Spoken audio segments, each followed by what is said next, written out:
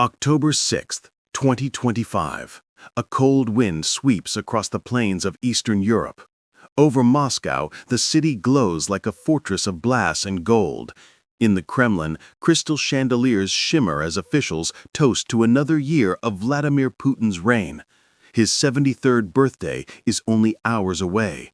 The laughter of power echoes through marble halls, but far to the south, in the shadows of Ukraine, another kind of countdown has begun. Deep beneath the ground near Odessa, a narrow bunker hums with electricity. Screens flicker blue across tense faces, fingers hover over keyboards. No one speaks. Every movement is precise, rehearsed, as if time itself has become a weapon. The mission is simple, and yet impossible. Launch a swarm of drones large enough to shatter Russia's illusion of safety, and time it so that the first explosions erupt exactly at 1 o'clock in the morning, Moscow time. Putin's birthday. The irony is almost poetic. Just days earlier, Russia had unleashed its own inferno, nearly 500 drones and 50 missiles, including the hypersonic Kinjal, ripping through Ukrainian cities and cutting power to over 70,000 civilians in Zaporizhia. Now Kyiv is ready to answer, not with speeches or protests, but with steel, silicon, and fire. At 11:58 p.m., the order comes through encrypted channels. A green light flickers. In the silence, the sound of engines rises, faint, insect-like at first, then growing into a mechanical symphony. One after another, the drones ascend into the night, hundreds of them. Their rotors sliced through the cold air, invisible to the human eye, but united by a single lethal purpose. From space, they look like stars in motion. From the ground, they sound like whispers before a storm. And as the clock strikes 1:00 a.m. in Moscow, while champagne glasses clink in celebration, the skies above Russia begin to move. Hours before the sky breaks, the plan is already a quiet machine of inevitability. What began as a defensive network slowly became an instrument of offense. The drone wall that once stitched a fragile shield across Ukraine's front lines has been reshaped, extended, and sharpened into something else. Not merely a line of defense, but a blade capable of reaching into the belly of an adversary. The shift was born out of necessity. After grinding battles and catastrophic shortages of artillery in 2024, Ukrainian strategists abandoned illusions of parity in conventional firepower and embraced asymmetry. Industrial workshops and university labs became armories of innovation. Workshops that once repaired trucks now printed flight controllers. Factory floors that produced civilian goods began turning out propulsion units and warheads measured in kilograms rather than megatons. Production numbers climbed sharply, a flood of cheap, expendable UAVs that could be built by the thousands and launched by the hundreds. This new doctrine was ruthless in its logic. If you cannot outgun an enemy on their terms, you can sever the terms themselves. Intelligence analysts traced the supply lines, mapped the nodes that kept a war machine moving. Two sites stood out like twin pulsing vulnerabilities: a coastal fuel terminal that fed a fleet, and a factory that forged the explosive hearts of munitions. One supplied energy, the other supplied fire. Strike both at once, and the opponent's capacity to sustain and strike would be hollowed out. Inside underground control centers, screens filled with vector maps and weather windows. Algorithms recalculated paths as gusts shifted, while electronic countermeasures were layered to blind and deceive. The operation was designed not as a single high-profile shot, but as a coordinated collapse of capability. Saturate the airspace to overwhelm radars, use low-signature platforms to slip past point defenses, and send heavy payloads to where they would do strategic, cascading damage. The imagery of drones shifted in the minds of planners from swarm to scalpel. Rabaka craft would punch holes in the perimeter of defenses, Luti variants would neutralize nearby air defenses and create corridors, and the larger Suchomimus frames would deliver the crippling strikes. The whole was choreography, a cold, mechanical ballet whose purpose was to make the enemy's rear feel the front's pain. When the countdown reached its last breaths, the entire thing felt like a heist staged against geography and industry. The mechanics were clinical, the stakes were visceral. The intent was not merely to destroy tanks or depots, but to puncture the logistical arteries that enabled massed violence. 1:40 a.m. The night over Crimea had been a sheet of ink. Now it began to vibrate with movement. From the Black Sea, from hidden launch sites inland, a constellation of small metal bodies cut across the sky. They moved with a collective purpose, not as individuals, but as a single, relentless organism, hundreds strong, an engineered storm marching on invisible bearings. On Russian radar screens, the first signs appeared as tiny, ambiguous blips. Operators clicked between scopes, voices rising, fingers working too late. But the swarm did not follow the tidy arcs that air defense systems were built to track. It split and layered, hugging the sea, skimming the tree line, weaving in low to escape detection, then climbing in shallow, irregular waves to test and confuse. Saturation was the tactic. So many targets at once that the best systems would be forced to choose which to kill and which to let through. The opening act was deliberate misdirection. Small, agile Rubaka drones, designed for electronic disruption, led the charge, spraying false echoes and jamming signatures. Behind them, Luti craft struck the ring of protective batteries around the Feodosia complex, detonating or disabling remote sensors and shorting out radio relays. The defenders fired back with everything available. Panzer and S-400 systems unfurled into the night like metallic flowers of flak and light, and missiles bloomed upward, trailing fire. Some intercepts found their marks, some found only sky. Then the heavy cutters arrived. Sukhoi drones, heavier, fitted with warheads optimized to punch and burn, held to courses programmed for destruction. One Sukhoi detached from the formation and locked onto a cluster of tanks at the eastern edge of the terminal. Impact was sudden and absolute, a white flash that turned crimson in an instant, a bloom of heat that washed out the stars. The first blast punched a hole through steel and asphalt. Secondary detonations cascaded as fuel-fed fires found new victims in neighboring vats and pipelines. What followed was raw and elemental. Fire feeding on fuel, roaring outward in waves. Two enormous fireballs rose from the terminal, towering like false suns. Plumes of black smoke rolled and braided into the sky, a living column that stretched and thinned until satellites cataloged it as an anomaly. NASA imagery later confirmed what residents already knew in their bones. This was a blaze visible from space, a scar on the map that could not be erased by statesmen's denials. On the coast, people spilled into streets and fields with whatever they could carry, faces lit by the inferno and mirrors of fear. Sirens wailed in a tone that made the skin ache. Within hours, tens of thousands were in motion. The authorities ordered evacuations, lanes of cars and buses moving like rivers away from the ruined storage fields.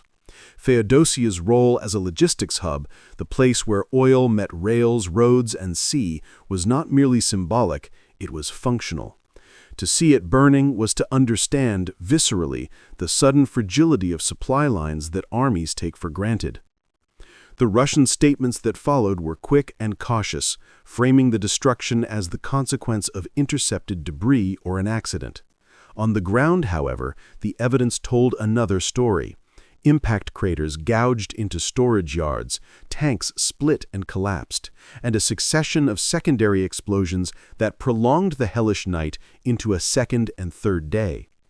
Analysts who later examined satellite thermal imagery measured the plume extending dozens of kilometers and recorded a spike in thermal signature consistent with large-scale hydrocarbon combustion. The tactical success at Feodosia carried an unmistakable strategic sting. A major node of fuel distribution was knocked out at the moment its defenders had least expected to be vulnerable. But amid the triumph, there was also the broader arithmetic of escalation. Strikes of this depth forced choices: repair, reroute, retaliate. As embers rose and firefighting crews fought to contain runs of burning oil, cameras caught another sight in the northern sky. The faint geometry of another formation, climbing, vectoring, already on a course that pointed inland. The night had not finished its business.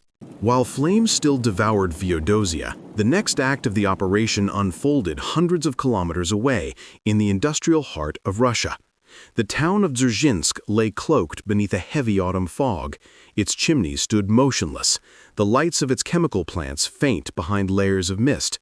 Somewhere inside that labyrinth of pipes and storage tanks sat the YM Sverdlov plant, a facility so old and secretive that its name had become synonymous with the word explosive. For decades, Sverdlov had supplied the sinew of Russia's war machine, the RDX and HMX compounds that gave ordnance its devastating pulse. To stop its production even for days would ripple through every line of ammunition, every missile assembly. That calculation is what had set a second swarm in motion long before the Feodosia fires began. The drones approached from the west, gliding high and silent, using terrain and weather as camouflage. Their navigation was a feat of programming and patience. They had crossed forests, rivers, and power lines, threading between radar coverage, absorbing electronic static, exploiting blind zones created by the chaos further south. For a few hours, the night sky above Dzerzhinsk seemed calm, almost mercifully still. Then the detectors flickered. First came a low-frequency hum, too deep to belong to aircraft. Security guards on the perimeter heard it but could not see its source. The fog was too dense. Then the power grid hiccuped, an electrical surge as jamming signals bloomed overhead. In those seconds of blackout, the drones descended. There was no cinematic warning, only a tremor in the air, and then a concussive blast that flattened everything within its reach. Windows shattered miles away, car alarms wailed across the town. A column of smoke rose through the fog, glowing red from below like the breath of a furnace.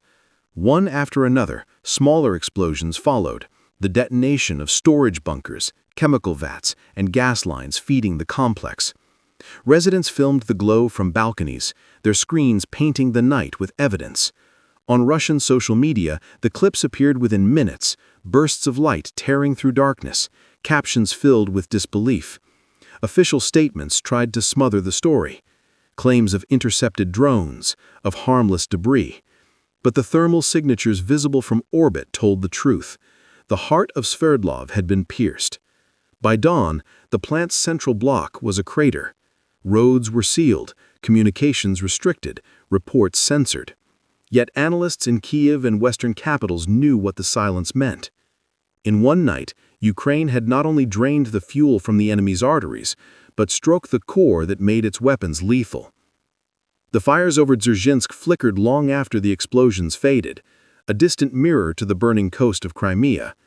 2 targets, 2 strikes, 1 message. The war was no longer confined to trenches and front lines. It now reached deep into the empire itself.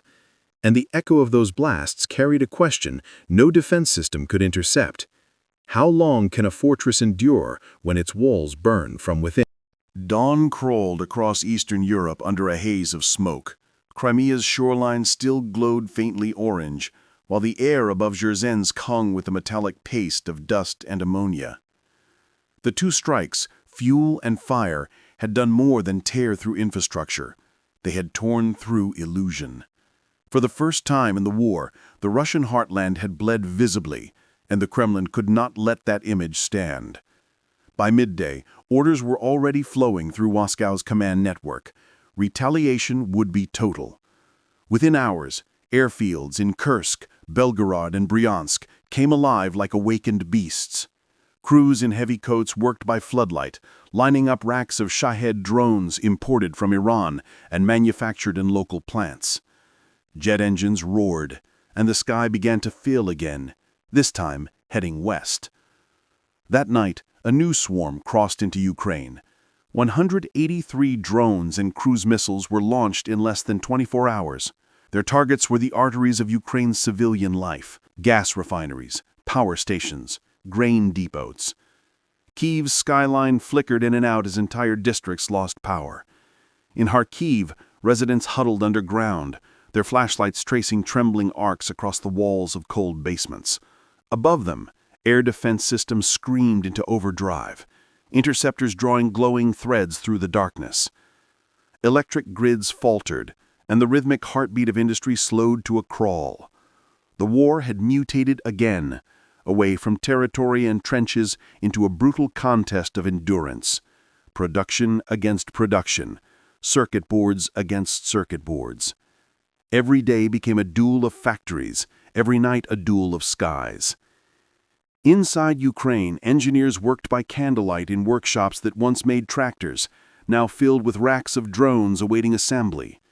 Across the border, Russian technicians soldered guidance chips in repurposed warehouses, feeding the endless appetite of attrition. No one could say where the front line truly was anymore.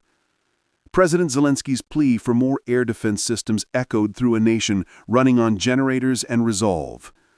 Yet behind his words was a shared understanding.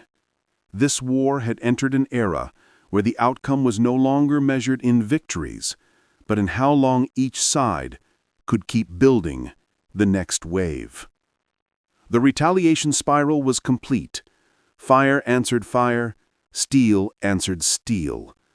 And somewhere far above the clouds, the satellites watched a world caught between light and shadow, where progress itself had become the weapon.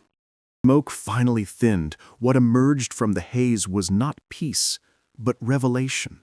The twin infernos of Feodesia and Dzerzhinsk had burned away more than steel and fuel. They had exposed the anatomy of modern warfare.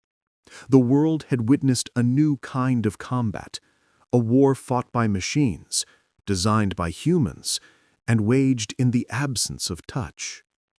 In Kyiv, inside the same underground command centers that once hummed with tension, new plans were already forming.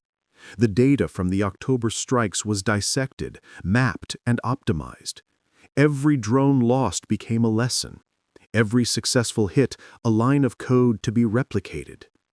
Ukraine's engineers began speaking in terms of scalability rather than survivability.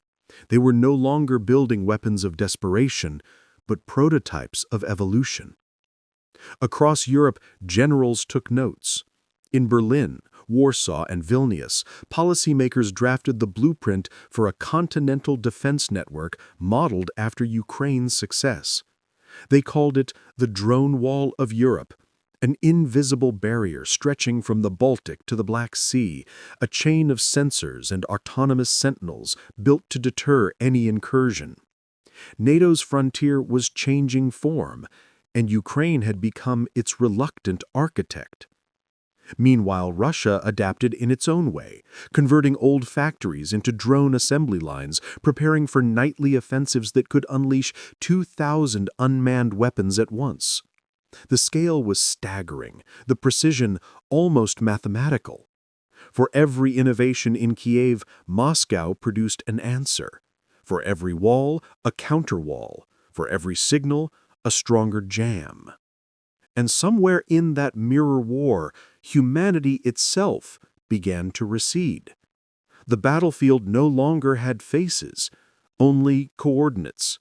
No cries of pain, only data pings and confirmation tones. Death had become digitized. The age of soldiers was yielding to the age of algorithms. Victory was being measured not in territory gained, but in processing speed, payload capacity, and autonomous targeting accuracy. It was efficient, clean, and utterly cold. The very traits that once defined technological progress were now refining the mechanics of destruction. Yet beneath the hum of servers and the silence of unpiloted skies, a question lingered. One that no artificial intelligence could answer. When the last human steps back from the battlefield and machines continue the fight in our stead, who will be left to claim victory? The camera would fade to black then, the faint sound of rotors growing louder until it feels like breathing. Is this the dawn of peace through precision, or the beginning of an endless automated war? Tell us what you think.